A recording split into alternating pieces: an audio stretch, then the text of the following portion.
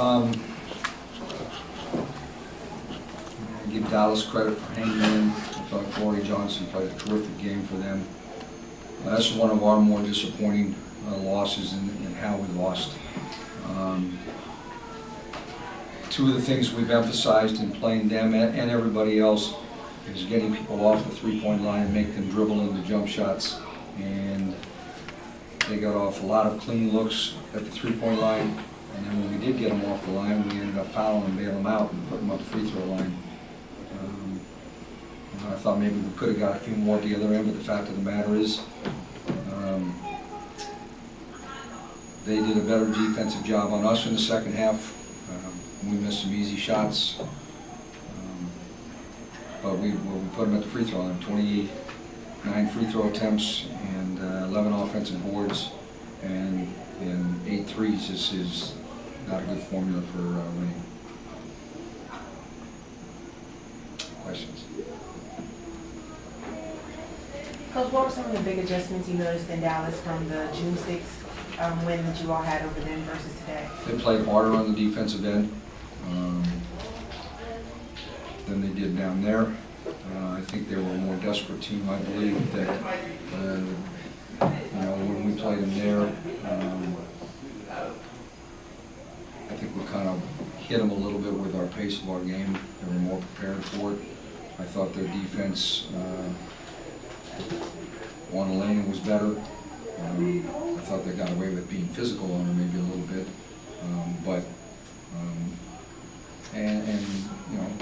they got to the line more times than we did, and that was a big difference. You mentioned their tough defensive effort. What about the transition defense? Because they really did pick up on their their pace of play today. Just how did you? Yeah, I don't think the pace of the play was the issue. I think it was our communication on pick and rolls. I thought they did have a big three in transition late, where we didn't talk on defense and we left Skyler on the wing in front of our bench. There was no excuse for that when we had enough people back. We just didn't communicate. And from day one of training camp, we've talked about to be a great team, you have to be a great communication team. And I thought that there were times today that we didn't do a good job of that. Coach, what were you looking for there, that last play call out of the timeout? Not what we got. Tierra and Taylor, they were really hot in the first half. You think that was kind of adjusted to? They did to Tierra. I think what teams do sometimes is that they try to pick their poison, and so they concentrated on other people and gave her some opportunities in the first half. They got up and played her harder in the second half. They brought more of a crowd when she came to the basket. In Taylor's case, I thought she got some good looks in the second half. She missed a couple layups. But I just thought that their defense in the second half was more physical, and they made every catch for us a little bit tougher. We didn't have a ton of turnovers, but the ones we had in the second half, a couple of them led right to fast break situations, and those are live ball turnovers like that come back to haunt you. The one that they picked off across from their bench and got the full court layup, I thought that was a big play in the game.